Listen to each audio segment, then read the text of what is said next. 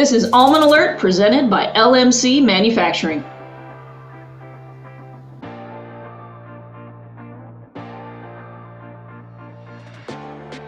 Hey everybody, and welcome back to Almond Alert. This is Aubrey Bettencourt, President CEO of the Almond Alliance, the voice of American almonds in Sacramento, Washington, D.C. and beyond.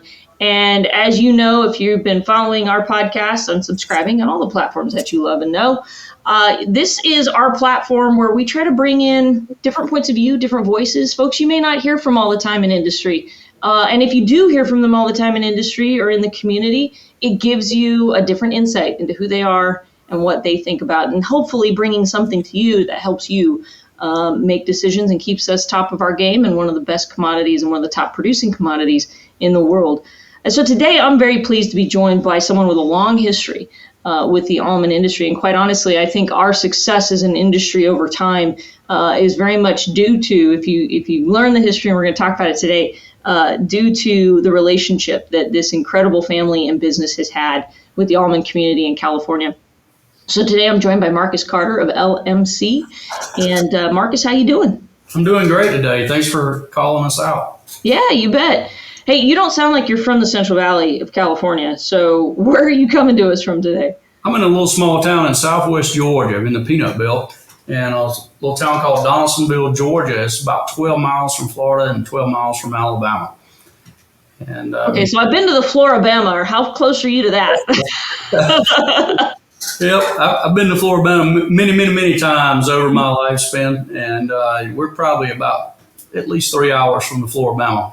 Okay, so that gives me a little bit better geography there. So tell me a little bit about, how does a family and a company in Georgia end up in California working on almonds? You're coming out of the peanut belt. Where's the nexus there? How did this all get started? Well, LMC this year is our 82nd year, and it's started by my great-grandfather as a small fabrication company in 1941. And, as time has gone by, just as well as it has in California, a group of farmers came to him and asked him to, help with what's going on in the field and further the processing of peanuts. And that's kind of the story. And as that story develops, we become systems experts. And through my grandfather, he developed the modern system for processing nuts. And then in that system, as he created the system, he started developing new machines along and started running the R&D side of our business. Back about 1980, we were doing business with a confectionery company in Chicago and had really no idea that our machines would work on almonds. And we were up in Chicago, and lo and behold, the gravity separator was separating almonds. And we were like, well, maybe we should go to California. And as a small child, I remember my dad, Lewis Jr., traveling to California and working with people like Martin Pole and Ham Cunningham and some of those guys, and started working in that industry, and just developed great relationships. With those relationships came new equipment and new innovation on how to process almonds. And some of that technology came from peanuts, but most of it has been developed just for almonds. So here we are today, and really thankful for what everybody does for us in California. Aubrey, a lot of times people say, well, LMC are peanut people. Yes, 100% of the U.S. peanut crop is processed on LMC equipment. But, you look at California, a large percentage of the almond crop is processed on LMC systems also. But we're just so thankful for what's going on in California, thankful for the people that have been really good to us over those years, and looking forward to a bright future of innovation and carrying the business forward. I mean, that's what's so unique about the story is, one, it's the true all-American story, and 1941, that's when my great-grandfather came from Portugal, and he came from prior to that, but our farm started in 41, so the timeline makes total sense. And especially coming into California in the 80s with almonds. Can you talk a little bit about, one thing that I've just been fascinated, the more I've gotten to know you and your dad and your whole team, is really that spirit of innovation and that invention I mean, what has been so remarkable to me, the more I've gotten to know the LMC crew, from top down and bottom up, it is hands-on, in there, opening up the hood, tweaking on the machines, the level of ownership and invention that has taken place here. Can you talk a little bit more about how that marrying up of that spirit of innovation when it came to the almond world? You're speaking about a lot of our founders, not only at the Alliance, but just in the industry. And kind of, the timeline to me is fascinating because you get this magic form of inventive behavior combined with this very entrepreneurial, very aggressive sector, and the two marry and meet and take off. Can you talk a little bit more about that time and what some of the innovation has led to in this sector? Well, you just look back at as we talked about those two guys, and listen to what people say. I mean, and listen to your customer, and as we all say, LMC stands for lots of major change, and we're not stuck in doing it the way we did it yesterday. We're all about doing it like we want to do it tomorrow, and or in 10 years. And we spend a lot of money in R&D. We have very strong engineering, and it's all for the customer. We have at least over 14 people working in research and development now, and we're listening to the customer, bringing it back to Georgia, or doing it in California even. And I think a lot of times people don't know that we're doing R&D. We don't tell them, but that's a lot of what's going on. And my dad is focused totally on research and development, and he still answers questions when we have them. But if you saw him, if he walked by the camera right now, he'd be filthy. He likes getting dirty, like we all do. And that's part of it. We're a hands-on company with a strong emphasis on taking care of the customer. So talk a little bit in that area right now. Without giving away too much, where are you guys seeing kind of where the innovation in tech is leading to in haulers and shellers and in the machinery? Yeah, everybody talks about automation. Yeah, there's going to be some of that, but it's going to be more, making sure that the lots of almonds are free of farm material.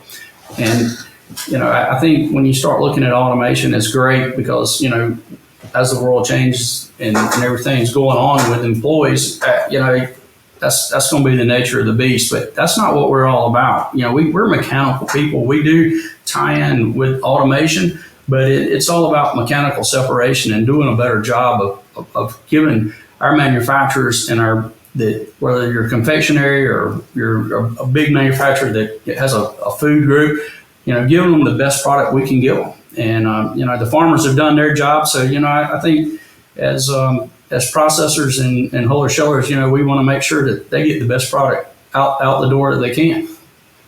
So I think that speaks a lot to it, right? Is ensuring quality and consistency of the product, which is a lot of what California Almonds has done in order to develop out market share and to continue, I think, in that space. We run into a lot of challenges on our end. A lot of folks have heard us talk about, the different things that affect our industry that could be, out of our control. Whether we're talking about the regulatory space, we're talking about water, we're talking about supply chain, we're talking about market, we're talking about a lot of different, of these other factors. How do those things play into you and your calculus as you look as this allied and associate industry?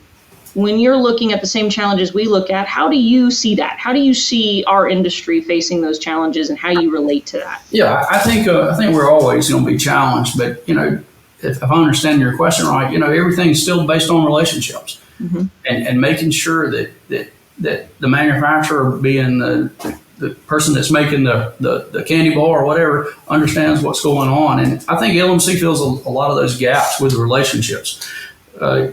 Working in all nuts and working in all sectors of the market. We work all the way from the farm all the way to the candy, and we see and hear everything that on all spectrums what the market needs, and sometimes that helps our business and helps the customer more. Such a unique position to be in because you have that continuity and thread of relationship where you're touching at every sector as the product moves through the marketplace. That's really unique. That's very unique. A little bit more about the business. I'm just curious because I love the story. I love that it still has this family aspect to it. How many people are you all employing now? Well, if you look at the business as a whole, we have a sector called LMC Ag, which hasn't really shown its face in California much, but it's farm equipment and input application equipment like sprayers and weekend farmers equipment. We're working on developing some stuff that will apply to almonds at some point. With that company and LMC Core, we're right at 300 people. That's amazing. That's amazing. I feel like I just want to say thank you. In our world today, folks that are making these products and bringing them to us so that we can continue to do what we do. I mean, you and I have talked enough where I come more from the traditional farming side. I'm more of a, jump out of the truck and go look at the tree. And I joke that I didn't even really know what anything on the other end of this was up until recently, and or at least in the last few years. I just imagined, yeah, sure, something happens to it once it leaves my field. I don't know what. It becomes something. But even I remember when I first met y'all, and I think I hung out with you and your dad. My dad geeked. He was like, "You met them? You did? They invented the coolest stuff." And I think that just shows the relationship again, the history and the relationship and the reputation that's been developed here. What is kind of the why? I guess, I'm just going to ask the question. I know why I think you should do things, but I don't think anybody cares about what I think. What is it, you guys have such an amazing, back to that relationship and core relationship building, and you have such an amazing relationship in every sector I've ever seen you in, whether it's, peanut, tree nut, or here or wherever else. What is it about your core business model that you see being a part of associations like the Almond Alliance as a critical and essential part of your doing business? Yeah, we just want everyone to be successful. We're only successful if our customer is successful. Mm-hmm. And, we want to make sure that Almond Alliance and the other organizations that we sponsor and support are healthy. And, it's part of giving back. That's what we're all about. And we try to be as benevolent as we can, but still it's about the industry as a whole and nuts as a whole. We're right in the middle of it, and we want to make sure everybody's successful. Our customers have been really good to us. We're truly blessed.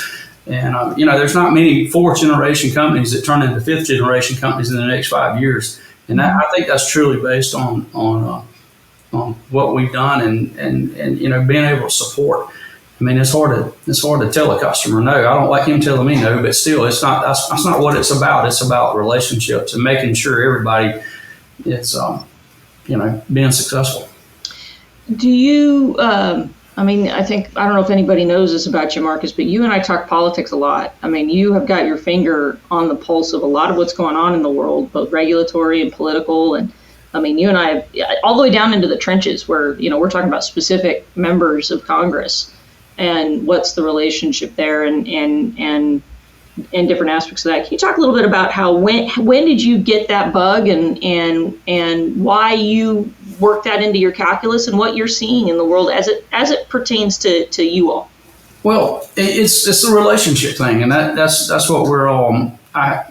My dad's mother was a very outspoken person, and she taught us, a lot of what we know about how to meet people and be around. And when you're, strong extroverts and sales driven, you get to meet a lot of people. And and some of these politicians have grown up around us and involved in agriculture. So at some point, that kind of just started me off as I got out of college. And even when I was a child, I was always around those kind of people. They were visiting, doing a peanut tour here at the facility or whatever, and you just can't help but know those people and support them. And we do everything we can to network, and I think that's what's made us successful is knowing the people we know and doing what we say we're going to do. Yep, it's not what you know, it's who you know. That's exactly correct, and which only makes what you know better. yeah. You look at Tommy Tuberville. He's the great senator from the state of Alabama. Tommy was a coach at a football coach. Everybody knows that in Alabama, and coached at the great Auburn University, and when he came in from Ole Miss, we were some of the first people that he met, and my dad was on the athletic advisory there, and just started a relationship. And I'll never forget the day Tommy called after he'd been out of football, and he called and said, I want to come see you. And he sat down in the office and said, hey, I think I'm going to run for Senate. And I was like, are you sure? But, he's a great friend and been a friend of ours for a long time. And, it seems like we get invites to meetings or socials constantly. But, Tommy's a great friend. He's done a lot for the state of Alabama and is going to do a lot for agriculture. And it's good to have him on our side. I think, we try to keep these sessions short because everybody's got things to do. And I know you do too, Marcus, and I appreciate your time today. But I think that's a really great way to kind of wrap things up here in the sense of, what I so appreciate about working with you is the work transcends just being a supporter and having more for us in our model, knowing that, less than 2% of the country is feeding the rest of it and feeding the rest of the world. The more allies we can get in diverse places and the more that we all understand each other's issues and how we connect, we then become ambassadors in our own world. We become ambassadors in that, and being able to have that moment, to have that relationship, to leverage it, to educate them so that why on earth would a senator out of Alabama give two spits about, what's going on in California, which, trust us, we know we're the problem, or as the kids say, we are the drama. And so having the ability to have that network and relationship and say, no, California almonds, not only do we just ship everywhere in the world, but we have relationships with businesses in other states. That's and correct. We have relationships with people in other places that our fates are completely tied. So when you have something that puts an incredible strain on the industry here, it absolutely has a ripple effect to you in Georgia and in your industry and where you all are at. So, I think I speak for all of us in the sense of just that is really what it's about. I mean, what I think the relationship here, and we want to thank y'all for sponsoring our convention this year, but I mean, it goes beyond the sponsorship. It's the partnership. Absolutely. And the activity level. Yeah. And I think what makes us a unique and small and mighty industry is exactly that.